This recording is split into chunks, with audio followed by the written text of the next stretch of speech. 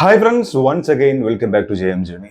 ഞാൻ നോക്കിയപ്പോൾ ഇൻസ്റ്റഗ്രാമിലൊക്കെ ഒരുപാട് മെസ്സേജ് കുറേ ആളുകൾ ലിങ്ക് അയച്ചു തന്നിട്ടുണ്ട്. എന്നിട്ട് താഴെ ഇങ്ങനെ പ്രത്യേകം എഴുതിയിട്ടുണ്ട്, തുടരും സിനിമയിൽ മമ്മൂട്ടി ഒന്ന് കണ്ടു നോക്ക്.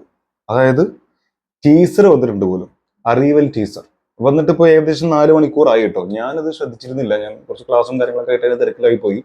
ഇപ്പോഴാണ് ശ്രദ്ധിച്ചത്. പിന്നെ ഇന്നിങ്ങനെ ഈ ടൈമിൽ വരുന്നുള്ള അറിയില്ലായിരുന്നു. അങ്ങനെ പ്രത്യേകിച്ചൊന്നും അവർ പറഞ്ഞിട്ടില്ലെന്നാണ് എനിക്ക് തോന്നുന്നത്. എനിക്കറിയില്ല, എന്തായാലും അൺഎക്സ്പെക്ടഡ് ആയിരുന്നു എനിക്ക്, അറ്റ്ലീസ്റ്റ് ഫോർ മീ. അത് മമ്മൂട്ടി ഉണ്ടെന്നൊക്കെ പറഞ്ഞ് ഞാൻ എടുത്ത് കണ്ടു. നോക്കിയപ്പോ മമ്മൂട്ടി മാത്രമല്ല, കമൽഹാസനും ഉണ്ട്, വേറെ ആരൊക്കെയോ ഉണ്ട്. വലിയ പരിപാടിയാണ്. എന്താണത്? കണ്ടു നോക്കാം. റിയൽ ടീച്ചർ ഇപ്പൊ നിങ്ങൾ കണ്ടിട്ടുണ്ടെങ്കിൽ നിങ്ങൾക്ക് ഏകദേശം മനസ്സിലായിട്ടുണ്ടാവും. നമുക്കൊന്ന് നോക്കാം. ജസ്റ്റ് 37 സെക്കൻഡേ ഉള്ളൂ. Ready. Visual media, Kamal Haasan, Mammootty.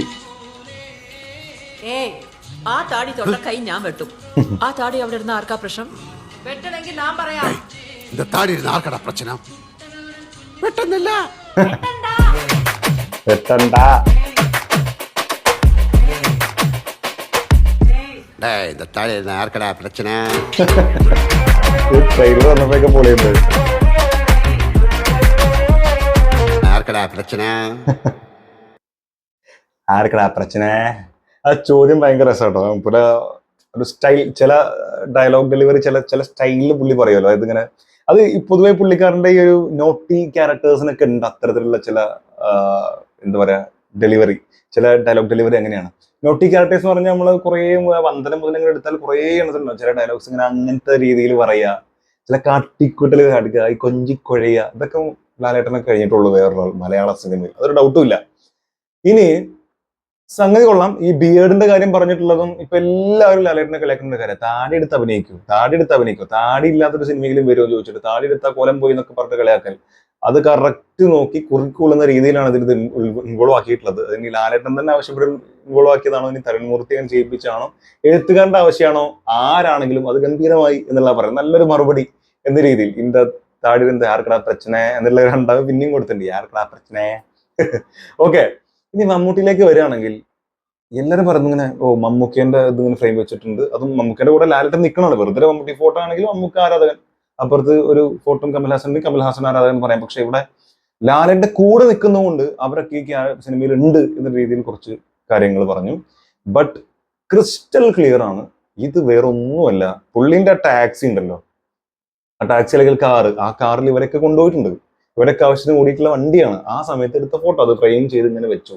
ഇത്രയേ ഉള്ളൂ എന്നുള്ളതാണ് എനിക്ക് പേഴ്സണലി തോന്നുന്നില്ല. അല്ലെ മമ്മൂക്ക അതിലുണ്ട്, അല്ലെങ്കിൽ കമൽഹാസൻ ഉണ്ട് എന്നൊക്കെ ഉള്ളത് ഭയങ്കരമായിട്ടുള്ള മണ്ടത്തര വിശ്വാസങ്ങളാണ്, ഒരിക്കലും നടക്കാൻ പോകുന്നില്ല എന്നുള്ളതാണ്. അപ്പോൾ ലാലേട്ടൻ ജസ്റ്റ് ഈ പറഞ്ഞ പോലെ എനിക്ക് തോന്നുന്നത് അങ്ങനെയാണ്. ആ കാറിൽ ചിലപ്പോൾ അവർ കൊണ്ടുപോയിട്ടുണ്ടാവും, അപ്പോൾ ഒരുമിച്ചിരുന്ന് ഫോട്ടോ എടുത്തിട്ടുണ്ടാവും, അല്ലെങ്കിൽ സിനിമ സെറ്റിൽ വർക്ക് ചെയ്തിട്ടുണ്ടാവാം, ആ സമയത്ത് എടുത്ത ഫോട്ടോ രീതിയിലായിരിക്കും. അതല്ലാതെ വേറെ ആരും ഒരു ഫോട്ടോ കൊടുത്തിട്ടുണ്ട് എനിക്ക് മനസ്സിലായില്ല ആരാന്നുള്ളത്. അപ്പോൾ കമൽഹാസന്റെ കൂടെ ചെറുപ്പത്തിൽ കുറെ മുമ്പ് നിന്നിരുന്ന ഫോട്ടോ, പിന്നെ മമ്മൂക്കിനെ കൂടെ നിൽക്കണമെങ്കിലും പഴയ ലാലേട്ടന്റെ ഫോട്ടോ ആണ് കൊടുത്തിട്ടുള്ളത്.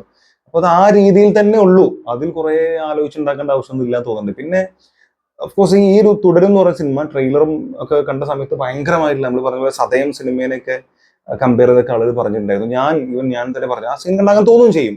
പക്ഷെ അതിന്റെയൊക്കെ അർത്ഥം അതുപോലൊരു സിനിമയായിരിക്കും, അല്ലെങ്കിൽ ഇപ്പൊ ലാലേട്ടൻ തന്നെ പറഞ്ഞ പോലെ ഒരു, അല്ലെങ്കിൽ നമ്മളൊക്കെ പ്രതീക്ഷിക്കുന്ന പോലെ ഒരു മറ്റൊരു ദൃശ്യമായിരിക്കും എന്നുള്ള രീതിയിലൊക്കെ നമ്മൾ വിചാരിച്ചാൽ, ഞാൻ ഇതിനു മുമ്പും പറഞ്ഞിട്ടുണ്ട്, പ്ലോട്ട് വൈസ് അങ്ങനെയൊന്നും ഒരിക്കലും ആവില്ല. ദൃശ്യം എന്നുള്ളത് യൂസ് ചെയ്ത ഒരൊറ്റ കാര്യത്തിലാണ് വളരെ സാധാരണക്കാരനായിട്ടുള്ള അത്തരത്തിലൊരു കഥാപാത്രം ലാലേട്ടതായിരിക്കാം, അതുപോലെ ഒരു പെർഫോമൻസ് ലാലേട്ടൻ്റെ അടുത്ത് നമുക്ക് പ്രതീക്ഷിക്കാം എന്നുള്ളത് മാത്രമാണ് പറഞ്ഞിട്ടുള്ളത്.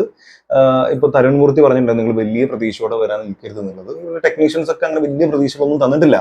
ബട്ട് സിനിമ എനിക്ക് നമ്മൾ കണ്ടിടത്തോളം ഓക്കെ, നല്ലൊരു സിനിമയായിരിക്കും, നല്ലൊരു ഫാമിലി ത്രില്ലർ ടൈപ്പ് സാധനം തന്നെ ആയിരിക്കും എന്നാണ് തോന്നുന്നത്. കാരണം കുട്ടിച്ച മഴ നനയല്ലോ, കുട്ടിച്ച മഴയെ നിർത്തിയതല്ലേ എന്നുള്ള ചോദ്യത്തിന് ഉണ്ടത് കുറെ എന്തൊക്കെയോ കാര്യങ്ങളൊക്കെ അതിൽ സസ്പെൻസും കാര്യങ്ങളൊക്കെ ഇൻവോൾവ് ആയിട്ടുള്ള തരത്തിലുള്ള ഒരു സാധനമായിരിക്കാം.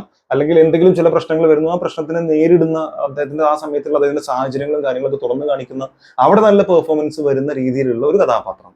അതിനപ്പുറത്തേക്ക് ഒന്നും പ്രതീക്ഷിക്കാതെ പോവാതിരിക്കുന്നതാണ് ഏറ്റവും നല്ലത്. പ്രതീക്ഷിച്ചു പോകുന്നത് വളരെ ഒരു വലിയ മണ്ടത്തരമാകും എന്നാണ് പറയാനുള്ളത്. ആൻഡ് ഈ സിനിമയുടെ വൺ ലൈൻ ഇവർ തന്നെ പുറത്തു വിട്ടിട്ടുണ്ടായിരുന്നു. IMDb നോക്കുകയാണെങ്കിലും അതല്ല ഇതിനു മുമ്പ് അവരുടെ പ്ലോട്ട് എന്ന രീതിയിൽ അവർ പുറത്തു വിട്ടുള്ളത് കണ്ടു കഴിഞ്ഞാൽ തന്നെ നമുക്ക് മനസ്സിലാവും. ജസ്റ്റ് ഇത് മുമ്പ് ഞാൻ പറഞ്ഞു, എന്നാലും ഇനി ആരെങ്കിലും കാണാത്തവർ കാണുന്നുണ്ടെങ്കിൽ ഇത്രയേ ഉള്ളൂ, അദ്ദേഹം എന്ന് പറയുന്ന ഒരു സാധാരണക്കാരനാണ്. അദ്ദേഹം ആ സ്ഥലം എനിക്ക് കറക്റ്റ് ഓർമ്മയില്ല, പാലക്കാട് ഏതൊരു സ്ഥലമാണോ എനിക്കറിയില്ല, അതുവരെ അതിൽ കൊടുത്തിട്ടുണ്ട്. പത്തനംതിട്ട ഇടുക്കിയോ ഏതൊരു സ്ഥലം ഇതിലോട്ടെ, അത് കോട്ടയം അല്ല, എന്തായാലും ഏതൊരു സ്ഥലത്ത് താമസിക്കുന്ന ആളാണ് അയാൾ. അയാളുടെ ജീവിതത്തിൽ കുടുംബത്തിനെ പോലെ തന്നെ, അല്ലെങ്കിൽ കുടുംബത്തിലെ ഒരു അംഗത്തിനെ പോലെ തന്നെ സ്നേഹിക്കുന്ന സംഭവമാണ് അദ്ദേഹത്തിന്റെ പഴയ ഈ ഒരു അംബാസഡർ കാർ. ഈ അംബാസഡർ കാർ മറ്റുള്ളവർക്ക് ഒരു പഴയ വണ്ടി എന്നുള്ളത് മാത്രമാകുമ്പോൾ പുള്ളി അതിനെ ജീവന തുല്യം സ്നേഹിച്ചുകൊണ്ട് കൊണ്ട് കിടക്കുന്നു. അപ്പൊ അതുമായിട്ട് അങ്ങനെ മുന്നോട്ട് പോകുന്നതിനിടയിൽ അദ്ദേഹത്തിന് ഒരു പ്രത്യേക യാത്ര മുന്നിൽ വരികയാണ്. അദ്ദേഹം ജീവിതത്തിലാണോ ഇനി യാത്രയിൽ പോവാണെന്ന് അറിയില്ല, പക്ഷെ ഓൺലൈനിൽ പറഞ്ഞിരിക്കുന്നത് ഇങ്ങനെയാണ്. ആ യാത്രയിൽ അദ്ദേഹത്തിന് ഒരുപാട് കാര്യങ്ങൾ നേരിടേണ്ടി വരുന്നുണ്ട്, ഒരുപാട് തടസ്സങ്ങളുണ്ട്, ഒരുപാട് ഹഡിൽസ് ഉണ്ട്.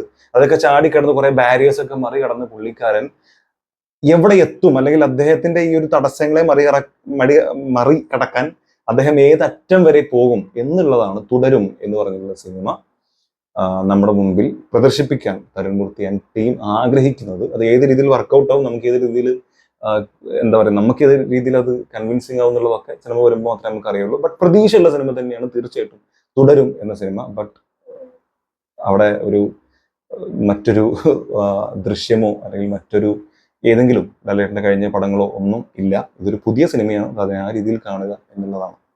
സോ നിങ്ങളുടെ അഭിപ്രായം എന്താണെന്ന് മറക്കുന്ന കമന്റ് രേഖപ്പെടുത്തുക. Thank you.